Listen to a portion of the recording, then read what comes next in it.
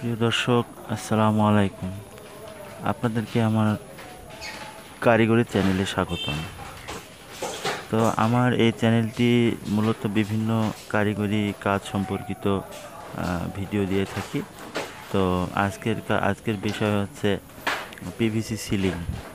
আপনারা অনেকে দেখেছেন এগুলো বর্তমানে বিভিন্ন গার্মেন্টসের দোকান এবং যে সমস্ত দোকান ডেকোরেশন করে সে সমস্ত দোকানের ওপরে এবং বাসাবাড়িতেও এখন অনেকেই এগুলো ব্যবহার করছেন। তো এই পিভিসি সিলিং সম্পর্কিত কাজ এবং কাজ কিভাবে করা হয় সেটা নিয়ে আজকে আমার এই ভিডিও। তো দর্শক, প্রথমেই কাজের শুরু যেটা সেটা হচ্ছে পুরো রুমটি খুব ভালোভাবে চার দেওয়াল পাইপ লেভেল দিয়ে লেভেল করে নিতে হবে। পাইপ পাইপ লেভেল দিয়ে ভালো করে লেভেল করে নিলে সেটি স্থাপনের সময় সুন্দরভাবে দেখতে অনেক সুন্দর লাগবে। তো অবশ্যই পাইপ লেভেল দিয়ে ভালো করে চার দেওয়াল লেভেল করে সেটি মার্কার দিয়ে মার্কিং করে রাখতে হবে এবং সেখান থেকে আপনারা সুতা ব্যবহার করে সুতা এবং গুঁড়া নীল এগুলো ব্যবহার করে আপনারা সেখানে দাগ দিয়ে নেবেন।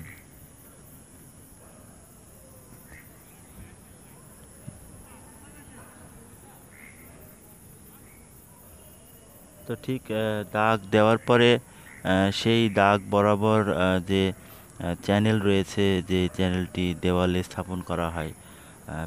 আপনারা আমার চ্যানেলে এই পিভিসি চ্যানেল সিলিং সম্পর্কিত আরও 2টা ভিডিও রয়েছে, সেগুলো দেখলে আপনারা বুঝতে পারবেন আসলে পিভিসি সিলিং করতে কি কি মালামাল লাগে এবং কি পরিমাণ খরচ হয় সেই হিসাব সম্পর্কিত 2টা ভিডিও আগে থেকেই আপলোড করা রয়েছে।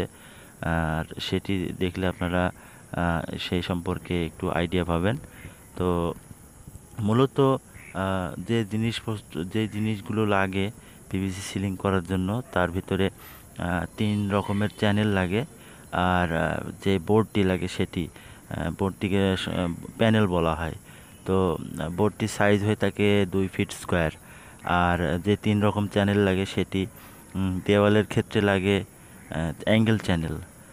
আর মাঝখানে যে 2টা চ্যানেল থাকে, একটিকে বলা হয় ক্রস টি এবং অপরটিকে বলা হয় মেইন টি। আসলে এই চ্যানেলগুলো ঠিক ইংরেজি টি অক্ষরের মতো আকার, সেই জন্য একে টি বলা হয়। আর মেইন টি বলতে যেটি লম্বা এবং যেটি প্রধান সেটি। আর ক্রসটি হচ্ছে তার 2 ফিট স্কোয়ার, 2 ফিট সাইজের যে সংযোগ করা হয় যে চ্যানেলটি সেটি। তো এইগুলো দিয়ে স্ট্রাকচার তৈরি করা হয়। আর সেই স্ট্রাকচারের উপরে প্রতিটি ব্লকে একটি করে বোর্ড বসে যায়। তো দর্শক, এটি হচ্ছে সেই অ্যাঙ্গেল, যে অ্যাঙ্গেল চ্যানেলটি দেওয়ালের সঙ্গে লাগানো হয়। আর এটির এই যেই পাশে গ্লেজি, আপনারা হাত দিয়ে দেখবেন যে পাশটা গ্লেজি সেটি ফ্রন্টে থাকবে এবং যেটি গ্লেজি নয় সেটি দেওয়ালের সঙ্গে পিছনে এইভাবে মারা হবে। তো এটি আটকাতে আপনাদেরকে দুটো জিনিস ব্যবহার করলে করতে পারেন। একটি স্ক্রু, আর আরেকটি স্ক্রু বাদে আপনারা যে স্টিল কাটা বা পেরেক পাওয়া যায় সেটি ব্যবহার করতে পারেন। আর স্টিল পেরেক অবশ্যই 1/2 ইঞ্চি বা 1/2 ইঞ্চি সাইজেরই হয়, ব্যবহার করবেন। সেটি দেওয়ালের সঙ্গে আটকাতে বা দেওয়ালে লাগাতে সুবিধা হবে।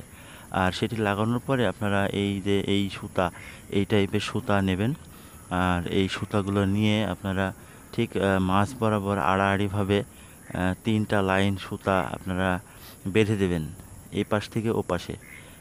তাতে সুবিধা হবে এটি, মাঝখানে যখন মেইনটি বা ক্রসটি 2টা চ্যানেল যখন স্থাপন করবেন সেই সময় এই সুতার উপর দিয়ে সেটা লাগালে আপনারা মাঝখানে কোথাও ঝুলে যাচ্ছে কিনা কিংবা লেভেলটা ঠিক হচ্ছে কিনা সেটা দেখতে পারবেন।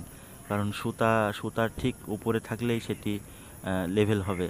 এই জন্যই আপনারা অবশ্যই 3টা লাইন, অন্তত 3টা লাইন সুতা আপনারা এই পাশ থেকে ওই পাশ যে দেওয়াল রয়েছে, বিপরীত যে দেওয়াল রয়েছে সেই দেওয়াল থেকে এইভাবে বেঁধে নেবেন।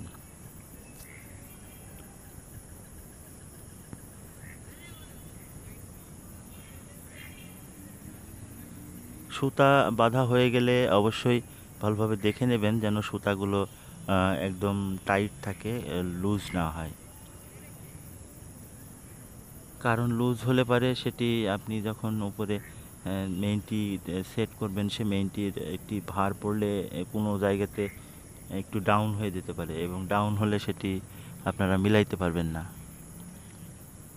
দর্শক, এই কাজটি আসলে খুবই ইজি। আপনারা যদি দেখেন তো আপনাদের নিজস্ব নিজের বাড়িতে নিজেই এইগুলো করতে পারবেন। তাতে আপনাদের যে মিস্ত্রির যে খরচটি রয়েছে সেটি আপনারা সেভ করতে পারবেন। আসলে এটির যে খরচ, আমার আগের যে 2টি ভিডিও রয়েছে এই পিভিসি সিলিং সম্পর্কিত, সেগুলোতে অনেক ভাই কমেন্ট করেছেন খরচ কেমন হয়, তো আপনারা গেলেই দেখতে পাবেন। তো যে তারটি দেখতে পাচ্ছেন এটি হচ্ছে জিআই তার, আর এটি গেজের নাম্বারে 20 নম্বর। তো এই 20 নম্বর তারটি আপনারা ইউজ করবেন যে সিলিংটি আপনার এই যে মেইনটি উপর থেকে ঝুলন্ত হবে, এই যে যেটি লাগানো হলো এটি হচ্ছে সেই মেইনটি, আর উপর থেকে এইভাবে তার বেঁধে আপনারা এই মেইনটিটাকে আটকে নেবেন।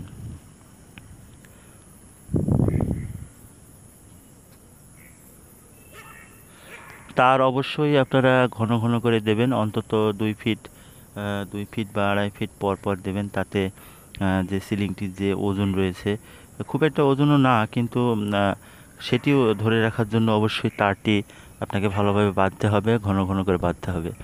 আর এই সিলিং মূলত 2 ধরনের হয়ে থাকে। একটি হচ্ছে জিপসাম। জিপসাম যে গুঁড়া রয়েছে সেটি ভেতরে থাকে, সেটি অনেক ভারী। আর আরেকটি রয়েছে সেটি জিপসাম নয়, শুধু পিভিসি, মাঝখানে ফাঁকা এবং অনেক ওজনে হালকা। আর এই যে এটি হচ্ছে ক্রসটি, যেটি 2 রকম চ্যানেলের কথা বলছিলাম মাঝখানের, এটি হচ্ছে ক্রসটি, আর যেটির ভিতরে দেওয়া হচ্ছে সেটি মেইনটি। 2 পাশেই অবশ্য আপনারা ছিদ্র আগে থেকে করা থাকে, ফ্যাক্টরি থেকে এভাবে করা থাকে। আর ক্রসটি 2 পাশে মেটাল লক থাকে, সেই মেটাল লক মেইনটির যে 2 পাশে সমান ছিদ্র থাকে সেই ছিদ্রর ভিতরে ঢুকে যায়। প্রতিটি ক্রসটি মেইনটি 2 পাশের মেইনটি ঠিক 2 ফিট পর পর এভাবে সেট করে ব্লক তৈরি করতে হবে এবং সেই ব্লকের মাঝখানে আপনারা প্যানেল বোর্ডটি বসিয়ে দেবেন।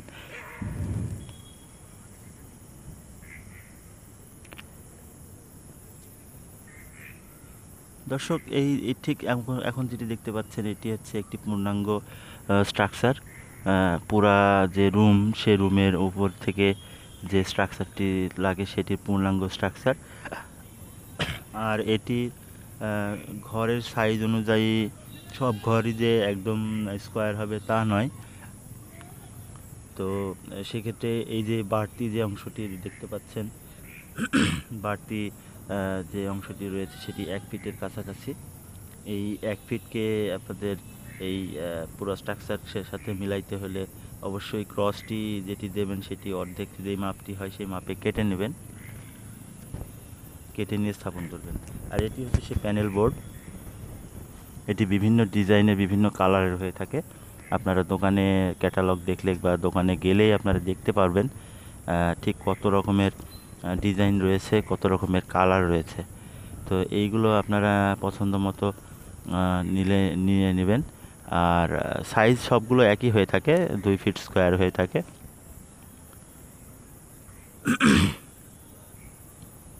এগুলোর কোম্পানি ভেদে কিছু কোয়ালিটি ভালো মন্দ হয়ে থাকে।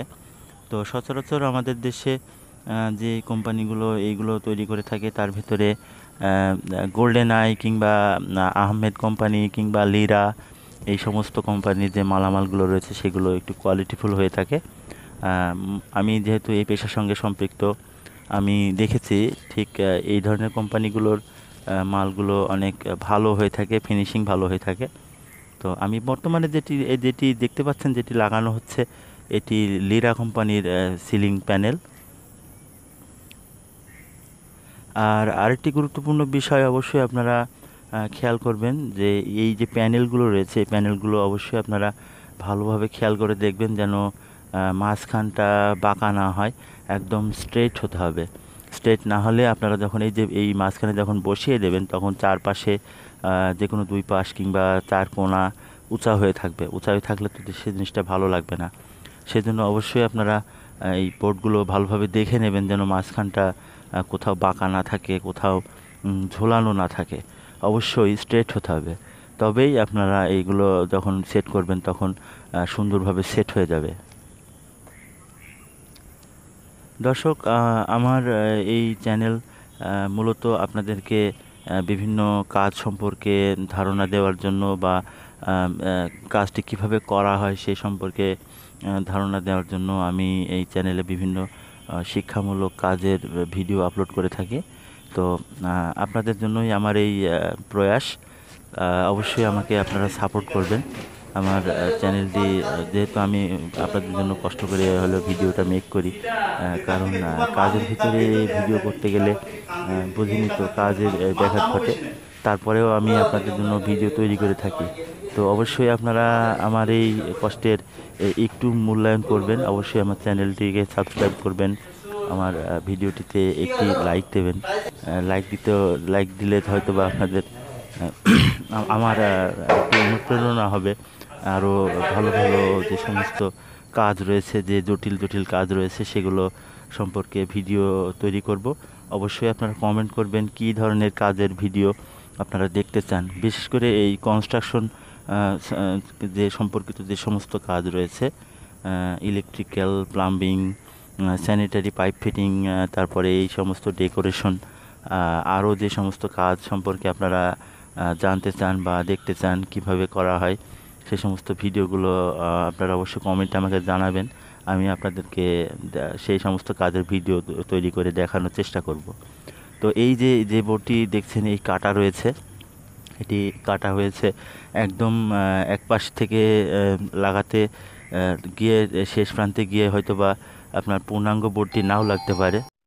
সেই ক্ষেত্রে আপনারা যেই পাশে এই পূর্ণাঙ্গ বোর্ড না লাগবে সেখান থেকে একটু মেজারমেন্ট টেপ ধরে দেখে নেবেন ঠিক কতটুকু জায়গা প্রয়োজন, সেই অনুযায়ী বোর্ডটি কেটে নেবেন।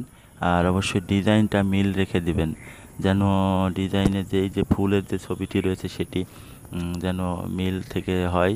ততটুকু সম্ভব চেষ্টা করবেন যেন মেলানো যায়। মিলিয়ে রাখলে সেটি দেখতে সুন্দর লাগবে। তো ধন্যবাদ আপনাদেরকে, অনেক অনেক ধন্যবাদ আমার এই ভিডিওটি ধৈর্য সহকারে দেখার জন্য।